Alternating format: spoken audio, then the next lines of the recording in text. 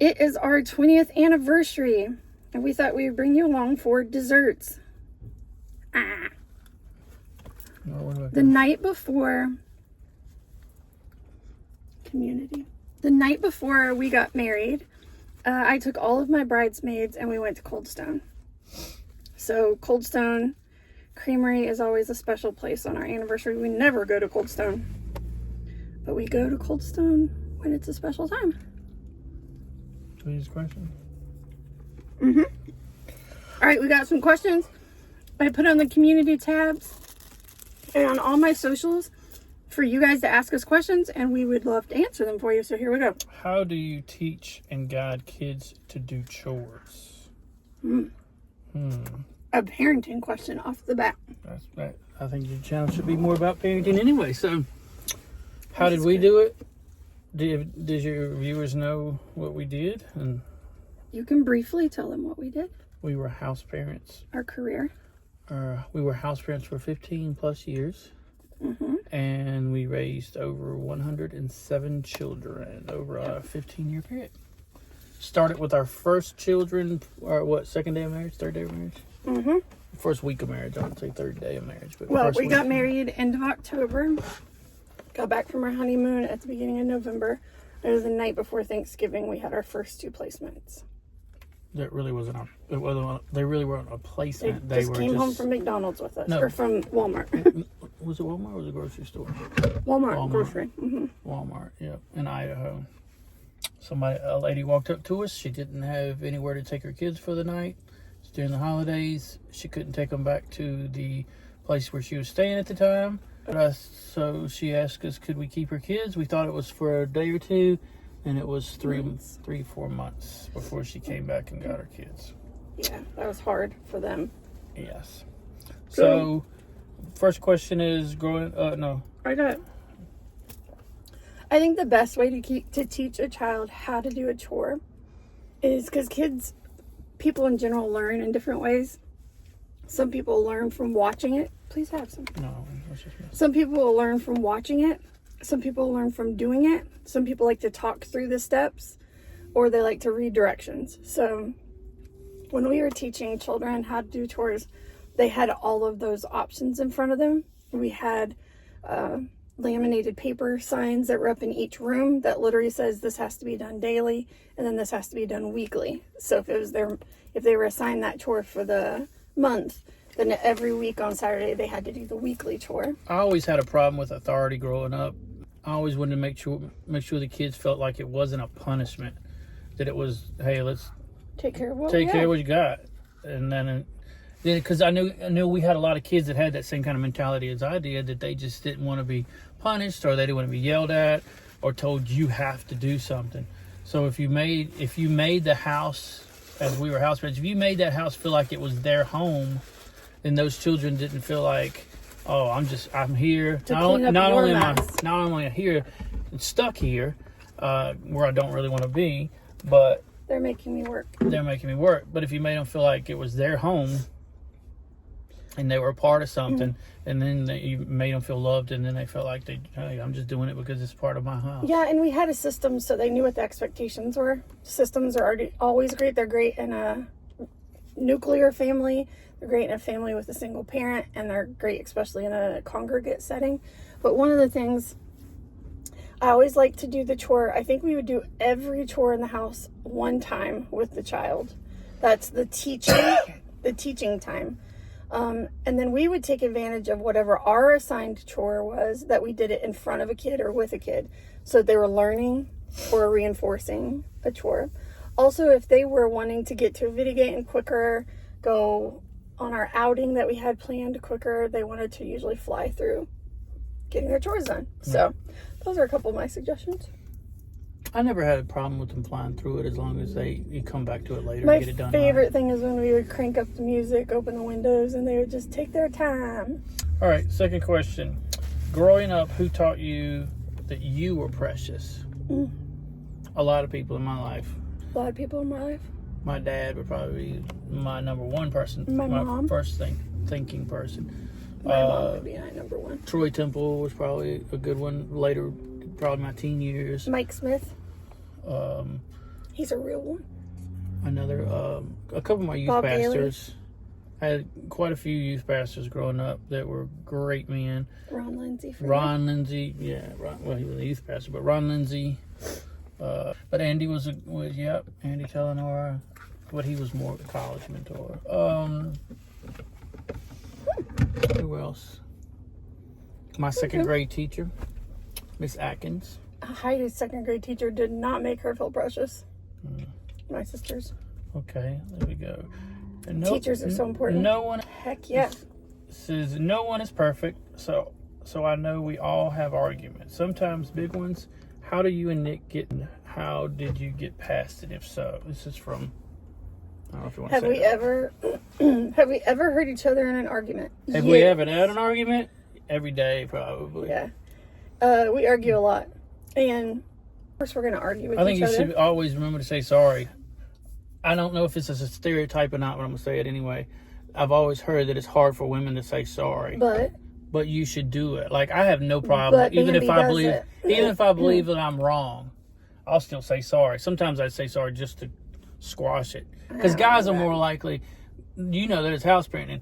Guys were more likely to fight, get it over with, and be done with it, and girls would just hold crap for too long. As far exactly, just say sorry, get past it. we're two different people, and there's going to be times where one of you needs to talk something out more, and you sacrifice and make time for that. There's also going to be times where you need to hear about the damage that you've done to the individual, like you called them names or you put them down or you weren't there for them when they expected you to. You need to hear about how you hurt them in order to understand and not do it again. So we communicate. We communicate loudly sometimes, but we always communicate. We never shut down and don't talk to each other. We always talk to each other. That would be my suggestion. Yeah, but you need to, if you're arguing, I would say leave the area with each other. If you just can't stop right now, just leave the area. Take a break. Yeah, and Take it's a okay breather. to, like, I like to go out and play cards or do something like that, or go hang out And with then somebody, come back together. or at go a over to designated Travis's and time. sit and look at the wall and do nothing. There's a designated time to come back and talk about it. So, Yeah. all right, next All right, question. this is from one of your friends. How do you guys handle How do you guys handle disagreements about parenting? Not necessarily the big things, but the small things. Like if one of you disagree with the other one, told Mikey to do something, and one said you could. Like, I told him he could, you said he couldn't. Yeah. Your cough is killing me. So get over it. I'll tell you. Say sorry. We parented better when we had a lot of kids to parent. The more kids that you have to parent, the more tightly you have to fit into a schedule. You have to follow systems and regulations, procedures, all that kind of stuff. And we worked. So parenting was our job. We had accountability built within our workplace. So it was easier because some of it was determined by our bosses, some of it was determined by experience, but there was an expectation for a response. When we had all those kids in the house together, you kind of knew just whenever they was coming up trying to sway you on something, you knew just to kick it back to what did they say? Yeah. What did Miss D say? We were taught. And then it would automatically bring us together to figure out We what were the problem taught was. at a first group home that we worked at that if you have a crack in your relationship, the child can become the wedge in that crack. So you have to be really, really aware of where your weak parts are, and not to let a kid who's trying to play those people against each other into those spaces. Don't invite them there, but if they show up there, kick them out, because that's your private place that you need to protect for your marriage. I will say, since we have become parents to one child, the learning curve has been a lot larger because we're the final deciders. It's I still different always now. go back to what did Mama say? Who? Well, if Mikey Obama? said, if Mama say, if Mikey comes in and asks me What something, did I always Mama say, what did Mama say? Even if I don't know, have a clue, because then that way, if you did say something, Like if I told him no already. Yeah, he doesn't play that he don't do game it at very all. much. So, He knows what he can and can't. did we answer that question Probably roundabout. thoroughly? Probably not. What are some ways that you convey to kids that you parent or parented that they are precious? Oh, you got to find out what that kid loves. You got to find out what makes him tick or her tick, and then meet them there. We're just a couple of doors down from a Sheetz gas station. And I remember when we were here, we moved here to the Virginia area 12 years ago. The house parent, we started out with teenage girls and very quickly switched to boys, which was lovely because I love boys. I'm made to be a boy mom. But this gas station that's just a couple of doors down, we figured out that they have 2 drinks. One is a Spruckers root beer. And that's a root beer that we had often in Wisconsin. So it was fun to get to buy Spruckers for all the kids and be like, oh, we got you guys Spruckers. Glass bottle and all that stuff. They thought it was cool. So we shared something that we loved and cared about with them. We also found out that they had Fagos. And some of our kids, we had one girl in the girl's house and one boy in the boy's house that were obsessed with Fago. So if we went to... I know exactly who the boy was. Mm-hmm. Okay, picture. You know who the girl is? I don't. Oh, yeah. I can't think of her name, but I didn't know. Jet. It's over the J. Yeah. So that's one way. If you want a child to know that they're precious to you, find little ways to love them, just like you do with a spouse. Little ways to reach out to let them know that you're thinking about them, you're considering them. A song comes on, you know they like it, turn it up and be like, hey, this is your jam. And you Some play of our their song. kids didn't like gifts, though. They won't gift. I come a family, both sides of my family, more my dad than the whole side of the family, but my mom's side of the family were very gift giving. They give you gifts to show you're loved and stuff. And I still do that today. I love It's to a love just, language. I love to just give somebody a gift. I love to not expectantly say, hey, here, I know you, I have a older guy that plays cards with me. I know he loves the Bears. I hate Chicago Bears, but I want to get him a Bears jersey. No reason. I know that I can get one for pretty cheap, but I want to get him a Bears jersey and give it to him because I know that will make him feel loved. Mm-hmm. Like he's I appreciated. think that's the best way to do it. All right. And be genuine about it. People can, especially kids from tough places, they can spot a fake from a mile away. Right. All right. Here's another. I think this is a former child right here. Hi, Miss Bambi. I've been there from the start. Was Mr. Nick hesitant about coming to the ranch to help raise us kids? Did he ever feel at any point that wasn't his calling or right place for him to be? What made him stay? Love you. Good questions for you. No, I wanted to be a missionary. So I felt like anything that God had in store, I was willing to do anything in the ministry. So anywhere. I had in my mind set that I was going to be probably going to Papua New Guinea or Mongolia, but I fell in love with her, and she was already in ministry. And then when I decided to move to Boise to be with her, and then found out about you guys, if you're listening to this, when I started coming around the ranch, and then they ended up hiring me. He loved the I just ranch. fell in love with it. I fell in love with the idea of it and everything. School, basketball. What I wanted to do first was be a youth minister. And then I felt like I wasn't called to do that. I felt like I could teach well. I still don't think I could teach well. People say I can, but I don't feel like I can. So I was like, I get to hang around with kids and have fun. And then I got to doing it. And then at first, for 10 years, I felt like I looked back and realized I was young and dumb. And I had a lot of men that was out there at that ranch that I thought were dumb at the time, that now I realize that they were just trying to mentor me and try to bring me along, who now I wish I would have listened to more then. But, no, I was hesitant at first, of course, just because it was something I'd never heard of. No, but the kids were so... I know who this person is from. She's my chica in Texas. But you guys loved him so well. You guys loved him so well and were open arms to him. He's not the first guy I brought around the ranch, so... Oh, really? But he's the only one that you guys kind of clung to, and he was special right away. So special to me, special to the ranch. So of course he was going to come and be a part of it.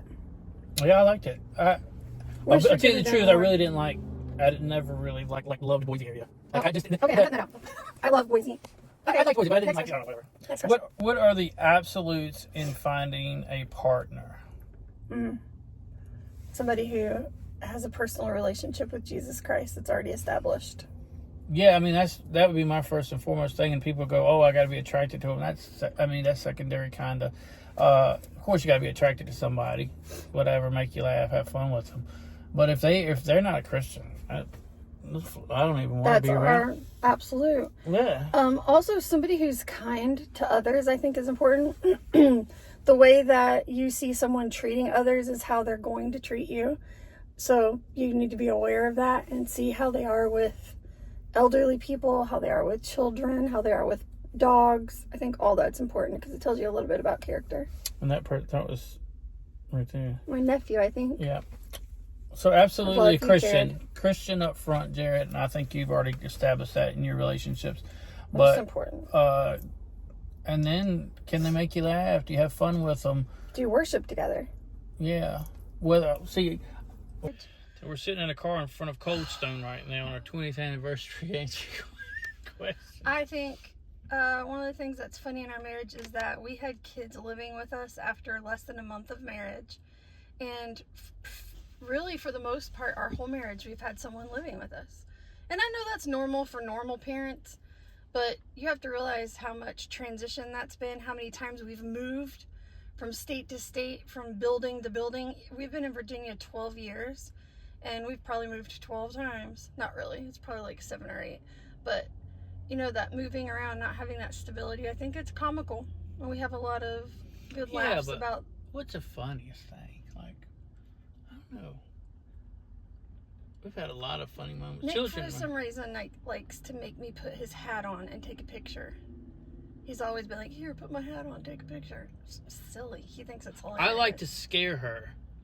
I love to jump out behind things and scare her. And I love to see people get scared, but not be the one that gets scared. Yeah, those are the funny moments. And she lies about half of them. Oh, it didn't scare me. I knew you were standing there. Bull crap. Bull crap. Okay. Who else? Let's see. What's the hardest part of marriage?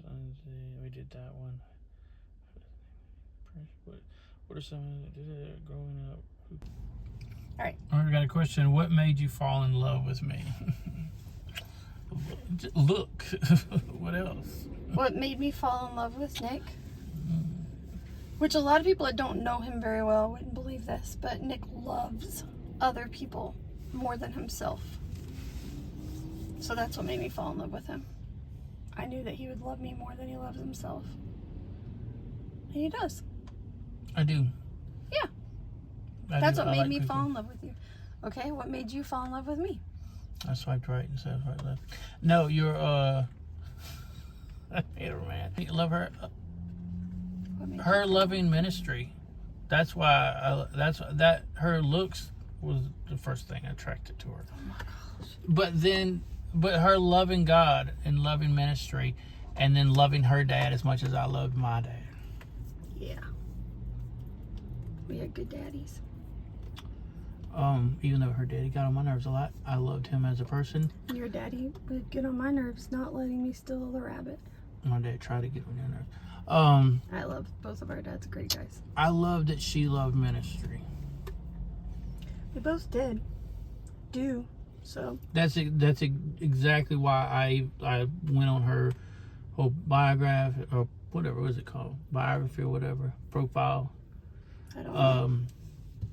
Knowing that she was in ministry, I was attracted to what she looked like on that post, and then finding more and more about her, that she loved ministry, that she was working with children, that she was living in Idaho. Love children. Love children. Started person. Family and friends. Yeah. Even though we were so far apart from each other, but we made it a deliberate choice to get to know each other's friends.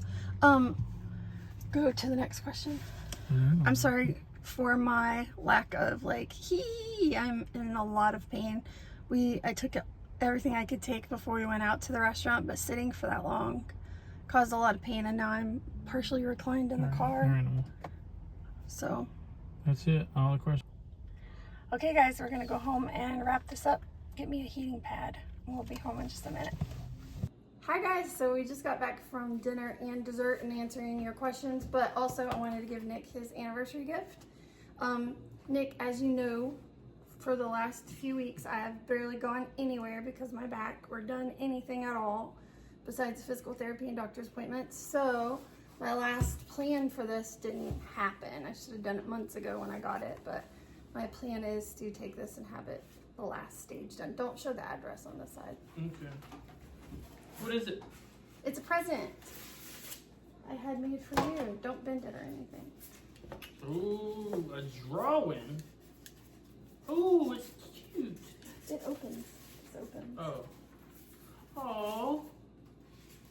I had a piece of art commissioned for you. Look at that. I want to get it framed. Me too. I'll put it in my office. No! I like it for the living room. Look. Oh, it's got our initials right there on the tree. Did you notice that? Mhm. Well, I got a present for you. Well, you really can't hold Happy it. anniversary. You can't hold it right now. Do you want to know who this is from? Who? You know that girl, she did a picture of my mom and dad? Yeah. That she's the one who did this too. Well, Their I like family. it.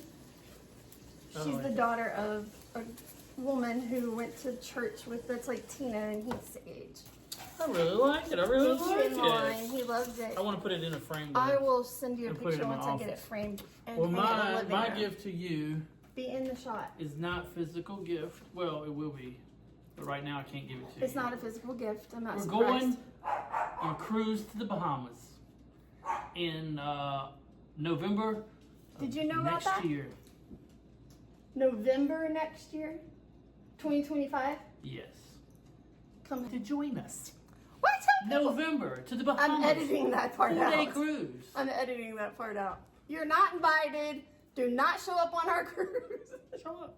No, it's ours. Is it just me and you, or is my mic going? No, just not to. It's us just two. us anniversary trip. Why didn't we go right now? Well, I couldn't with my back, I but can go right now. is that why? But next year. No, it's because I had to save up to pay it off. I mean, be real. It'd be fun.